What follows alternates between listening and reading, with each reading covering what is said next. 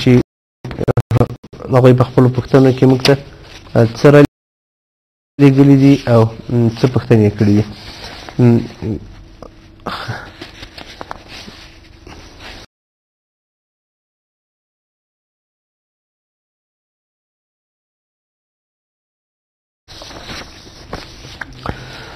یوې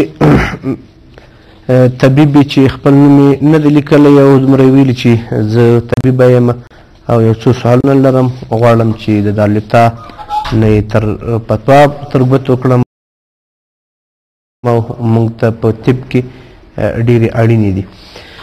خور ډېر سلامونه رالیږلي، ډېره مننه درنه کوم. د پوښتنې رالیږلې لومړی سوال او دوهم سوال یې هم رالیږلی. لومړی داسې پوښتنه کړې وی هغه مریضان چې د شکرې په ناروغي اخته وي او حامله وي، نو د حامله دارې سره د دې ښځې شکر نور هم لوړیږي، یعنې چې حامله وي له حمل سره شکر نور هم لوړیږي. نو دا اړیکه به راواخلو. السلام علیکم ورحمت الله وبرکاتو. وعلیکم السلام. مولوي صاحب جوړ په خیر. قدرمن سي څوک له کوم ځای؟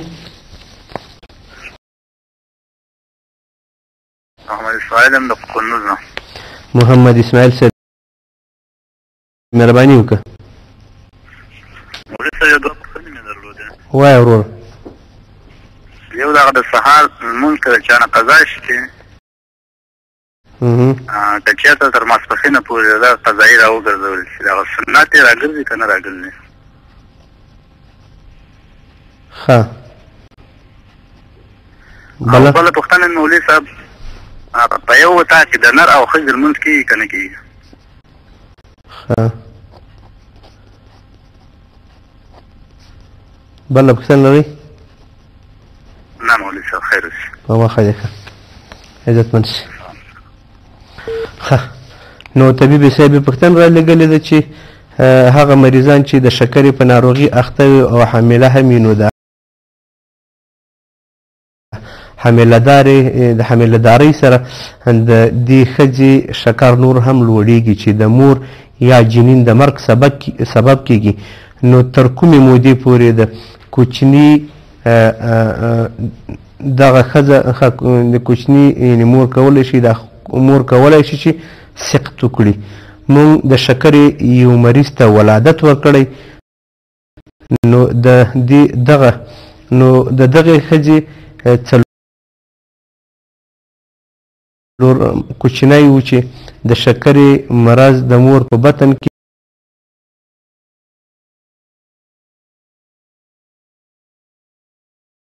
وژلی و، نو آیا دغه مریضانو ته روایت شته چې کوچنی سقط کړي؟ ښه. نو دغه ته به ځواب ورکړو، تاسو ته به ځواب وایي. السلام علیکم.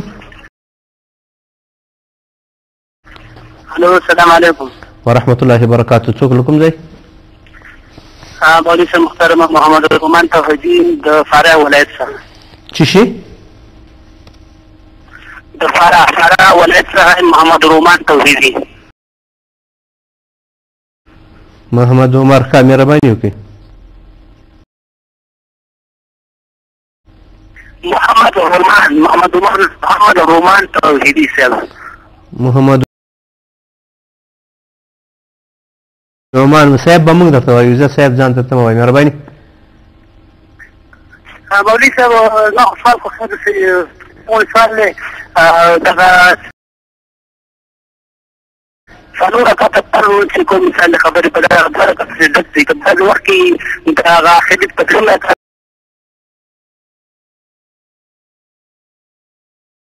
کې یا په څلورم رکعت کې سړی صورت ووایي، نو دی په دغه وخت کې سجده سهو باندې واجبېږي او که نه؟ پوه نه شوم ورور په پوښتنه. محمد عمان صاحب په پوښتنه دې پوه نه شوم، ګرانه بیا راته وایه. سوال مې داسې و چې دغه څلور رکعته فرضو کې دغه څلور رکعته د ماسخوتن یا مثال د خبرې د ماښام درې رکعته لمونځ شي فرض شي، په دغه کې دا دوه رکعته خو ډک وي. په دغه درېیم رکعت کې چې یو سړی مثال د اته چې کوم دوه رکعتونه دي، یا په دغه درېیم رکعت کې سړی یو صورت ووایي که نه، په خبر نه وي صورت ووایي یا په څلور رکعت کې سنت ووایي په دغسې وخت کې په موږ باندې سجده سهو لازمېږي که نه؟ مننه. بله پوښتنه خو نه لرئ انشاءالله؟ تشکر نو هېڅ په مخه یې ښه. نو خورې طبیب صاحب د امت ټولو علما په دې خبره باندې متفق دي چې د 4 میاشتو یا تر دې د زیاتې مودې یو حمل چې یو مور ولري نو اسقاط کول یې حرام دي، منع دي. حرام منع په دې معنی چې دا داسې ده لکه یو څوک چې د یو نفس وژنه وکړي. که دغه اسقاط یو څوک چې کوي که د نکاح له وجې نه وي او که د زنا له وجې نه وي چې په نتیجه کې اسقاط رامنځته شي، دغسې چې د 4 میاشتو په عمر کې وي نو د 4 میاشتو په موده کې یو ماشوم بشپړ کیږي نو هغه ته روح ورکول کیږي او دا ژوندی انسان بلل کیږي. نو د ژوندي انسان وژل حرام دي. هغه جنین چې د علوق یعنی د حمل د نیونې موده یې تر 4 میاشتو نه لږ وي یعنی چې تر اوسه پورې په هغه کې روح نه وي اچول شوی، هغه ته روح نه وي ورکول شوی او د هغه په اسقاط کولو کې بیا فقها بېلابېل نظرونه لري. او زمونږ د احنافو په اند او د احنافو په مذهب باندې د طبي شدیدو اړتیا په حالت کې چې تاسو ډاکټر صاحبان ورته اړتیا وګورئ نو جواز پیدا کوي. یعنی که دینداره یا با تجربه ډاکټري جنین د مور د روغتیا دپاره جدي ګواښ ګڼي او خطر یې بولي او بې له اسقاط او ضایع کولو څخه یې بله چاره نه وي نو سقط کول یې بیا جایز دي. او خبره ده چې د شکر د مرض خبره تاسو وکړه یادونه سوې که جنین د همدې ښځې د همدې مرض له کبله او د ښځې ژوند تهدیدوي نو بیا یې سقط جایز ده. تاسو کولی شئ بیا هم انشاءالله تعالی موږ ته اطمینان راکوئ که تاسو په دې خبره باندې پوهېدلي وي او که نه یې پوهېدلي بیا به در سره تکرار کو یا دغه اړیکه به واخلو یو ځل به بیا هم تاسو ډاکټر صاحب ته زه خبره وکړم. السلام علیکم ورحمت الله وبرکاته. په مخه دې ګلونه ور نو ډاکټر صاحب محترم د تاسو پوښتنه خو انشاءالله تاسو یاد خو د چې درنه قدرمن لیدونکي به دې پوښتنه پوه شي. ډېره مهمه خبره ده او په خاصه توګه د موږ خویندو دپاره او میندو دپاره چې بعضې خلک په جهالت سره دا کارونه کوي، په خپل سر باندې درمل خوري. نو د ډاکټر صاحب ډېرې ښې پوښتنې دي د تاسو خویندو د تاسو مشرانو دي معلومات په خاطر هغې پوښتلي چې هغه مریضان چې د شکرې د ناروغۍ له امله هغوی په ناروغۍ اخته شوي وي او په دغسې حالت کې که یوه مور حامله وي نو د حمل له وجې نه د هغې هغه شکر نور هم لوړېږي. السلام علیکم. السلام علیکم مولوي صاحب. مهرباني څوک له کوم ځای؟ جوړ مخیر خد فریدم د فرار ولایت نه خبره کوم. فرید له فرار نه مهرباني وکړه. مولوي صاحب زما یو سوال و چې دا لمونځ باندې زه درېږم همیشه زه شکل کېږم دا زما لمونځ څنګه ده کېږي که نه؟ بله پوښتنه لرې؟ بله پوښتنه لرې؟ نه تشکر خیر زه په دغه کې باندې زه زړه یم چې دغه ما ته ځواب راکړي زه تلویزیون ته ناست یم. مخه دې ښه سمه ده په سترګو راسره اوسېږه تر پایه پورې انشاءالله درته ځواب به درکړم. نو خور ډاکټر صاحب پوښتنه کړې ده چې دغسې میندې چې د هغو جنین د مرګ سبب ګرځېږي او د مور د مرګ سبب هم ګرځېږي نو موږ بعضې زنانو ته ولادت هم ورکوو خو جنین بیا ماشومې وفات شوی وي نو څه وکړو دغسې ښځې ته سقط کول جایز دي که نه؟ نو ما دواړه رایې درته ویلې ډاکټر صاحب محترمې چې یوه د موږ تاسو د مذهب او ټولو فقهاو مذهب او رایه دا ده چې د 4 میاشتو یا تر دې د زیاتې مودې جنین اسقاط کول حرام او منع دي. که دا د نکاح هغه صحیح نه کوي او که بعضې خلک نور درمل کاروي د زنا له وجې نو دواړه حرام دي ځکه چې په زنا کې دا کار کېږي نو جرم چې ده هغه دغه ښځې واله کړی ده ماشوم جرم نه ده کړی هغه نو ولې ووژل شي. دویمه خبره دا وه چې که جنین د علق په حالت کې وي یعنې د حمل نیونې موده تر 4 میاشتو لږ وي نو لا تر اوسه روح پکې نه وي بشپړ شوی، روح نه وي ورکول شوی، نو په هغه حالت کې فقهای کرام بیا لیکي چې اسقاط کول د یو با تجربه او حاذق ډاکټر په مشوره باندې کولی شي په داسې حالت کې چې د هغوی ژوند ته خطر وي یا یو د هغوی نه یا مور یا بچي ته، نو بیا یې کولی شي د فقهای کرامو او په خاصه توګه د احنافو په دې باندې ډېر ټینګار ده چې یو مسلمان ډاکټر به دا خبره کوي. السلام علیکم ورحمت الله وبرکاته. وعلیکم السلام.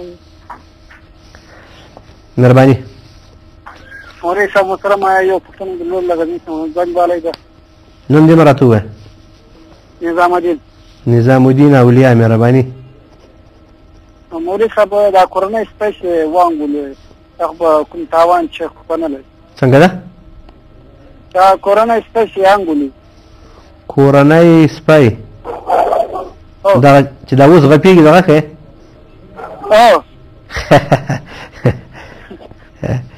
چې دا چې وانګولې کوم تاوان چې خو نه لري؟ څنګه ښه بله پوښتنه لرې؟ نه. په مخه دی ښه.